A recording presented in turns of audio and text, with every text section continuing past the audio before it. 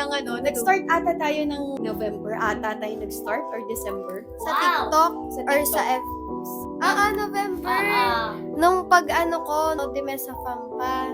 Oh, di ba? Pero yung unang video natin na nag-viral is nung February.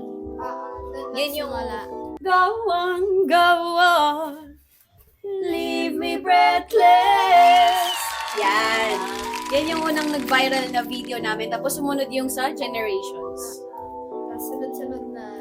So ngayon, 1 million na nga tayo. 1M. 1 million. 1 million followers I've na. got So, size. sana po patuloy. I've got So, size. sana po patuloy nyo kami suportahan.